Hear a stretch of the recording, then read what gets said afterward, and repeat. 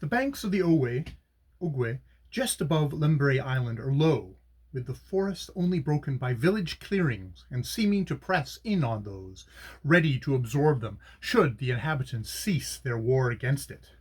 The blue Nakala mountains of the Arkango land show away to the east-southeast in a range. Behind us, gradually sinking in the distance, is the high land on the Lembarene Island. Soon we run up alongside a big street of a village with four high houses rising a story above the rest, which are strictly ground floor. It is also 5 or 6 little low open thatched huts along the street in front.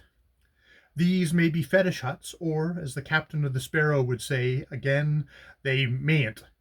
For I have seen similar huts in the villages around Libreville, which were store places for roof mats, of which the natives carefully keep a store dry and ready for emergencies in the way of tornadoes or to sell. We stop abreast of this village. Inhabitants in scores rush out and form an excited row along the vertical bank edge, several of the more excited individuals falling over it into the water. Yells from our passengers on the lower deck, yells from the inhabitants on shore, yells of "Vite, vite" from the captain. Dogs bark, horns bray, some exhilarated individual thumps the village drum, canoes fly out from the banks towards us. Fearful scrimmage heard going on all the time on the deck below. As soon as the canoes are alongside, our passengers from the lower deck, with their bundles and their dogs, pour over the sides into them. Canoes rock wildly and wobble off rapidly towards the bank, frightening the passengers because they have got their best clothes on and fear that the Eclair will start and upset them altogether with her wash. On reaching the bank, the new arrivals disappear into brown clouds of wives and relations, and the dogs into fighting clusters of resident dogs. Happy, happy day! For those men who have gone ashore have been away on hire to the government and factories for a year, and are safe home in the bosoms of their family again. And not only they themselves, but all the goods they have got in pay. The remaining passengers below still yell at their departed friends. I know not what they say, but I expect it is the fan equivalent for "Mind you right, take care of yourself, yes, I'll come and see you soon," etc., etc. While all this is going on, the Eclair quietly slides down the river with the current, broadside on as if she smelt her stable at Lembrane. This I find is her constant habit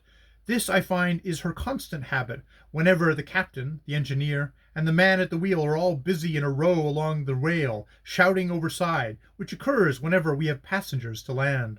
Her iniquity being detected when the last canoe load has left for the shore, she is spun round and sent upriver again at full speed. We go on upstream, now and again stopping at little villages to land passengers, or at little sub-factories to discharge cargo, until evening closes in, when we anchor and tie up at Oseomokita,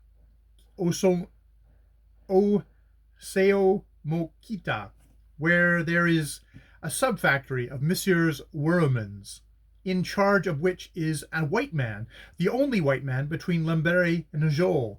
He comes on board and looks only a boy, but he is really aged 20. He is a Frenchman, and was at Hatton and Cookson's first. Then he joined Werlemans, who have put him in charge of this place. The isolation for a white man must be terrible.